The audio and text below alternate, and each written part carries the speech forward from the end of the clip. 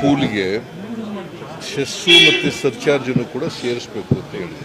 Government of ಇಂಡಿಯಾಕ್ಕೆ ಬರ್ತಕ್ಕಂಥ ನಾನ್ tax revenue, ಆ ನಾನ್ tax ರೆವಿನ್ಯೂನು ಕೂಡ ಡಿವಿಜಿಬಲ್ ಪೂಲ್ಗೆ ಸೇರಿಸಬೇಕು ಅಂತ ಆಯ್ತು. ಆಮೇಲೆ ಹೈದರಾಬಾದ್ ಕರ್ನಾಟಕ ನಾವೀಗ 25 ವರ್ಷ ಪ್ರತಿ ವರ್ಷ 5,000 ಕೋಟಿ ಖರ್ಚು ಮಾಡ್ತಾ ಇದ್ದೀವಿ. 5 ವರ್ಷದಲ್ಲಿ 25,000 ಕೋಟಿ ಆಗುತ್ತೆ. ನೀವು ಕೂಡ ಮ್ಯಾಚಿಂಗ್ ಗ್ರ್ಯಾಂಟ್ ಕೊಡಬೇಕು ಅಂತ ಹೇಳಿದ್ವಿ.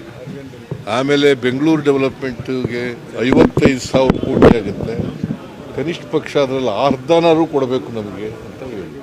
ಮತ್ತು ವೆಸ್ಟರ್ನ್ ಘಾಟ್ ಇದು ಡಿಸಾಸ್ಟರ್ ಮ್ಯಾನೇಜ್ಮೆಂಟ್ನಲ್ಲೂ ಕೂಡ ಲ್ಯಾಂಡ್ ಸ್ಲೈಡ್ ಆಗ್ತಾ ಇದೆ, ಅದಕ್ಕೋಸ್ಕರ ಕೊಡಬೇಕು ಅಂತ ಹೇಳಿ. FCNC ಇರ್ತಕ್ಕಂಥ ಒಳ್ಳೆ ಪರ್ಫಾರ್ಮ್ ಮಾಡ್ತಕ್ಕಂಥ ಸ್ಟೇಟ್ಗಳನ್ನ ಪೀನಲೈಸ್ ಮಾಡಬಾರ್ದು.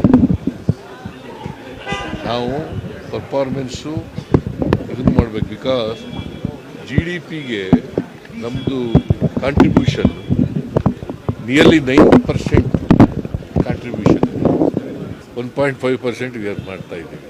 ಸೊ ಅದನ್ನು ಸರಿ ಮಾಡಬೇಕು ಅಂತ ಹೇಳಿದ್ವಿ. 14th ಫೈನಾನ್ಸ್ ಕಮಿಷನ್ ನಮಗೆ 4.713 ಬರ್ತಿತ್ತು ಟ್ಯಾಕ್ಸು ನಮಗೆ ಸ್ಟೇಟಿಗೆ. ಅದು 15th ಫೈನಾನ್ಸ್ ಕಮಿಷನ್ನಲ್ಲಿ 3.647 ಆಗಿಬಿಟ್ಟಿದೆ. ಸೊ ಅದನ್ನು ಸರಿಪಡಿಸ್ಬೇಕು ಅಂತ ರೆಕ್ಟಿಫೈ ಮಾಡಬೇಕು ಅಂತ ಹೇಳ್ತೀವಿ.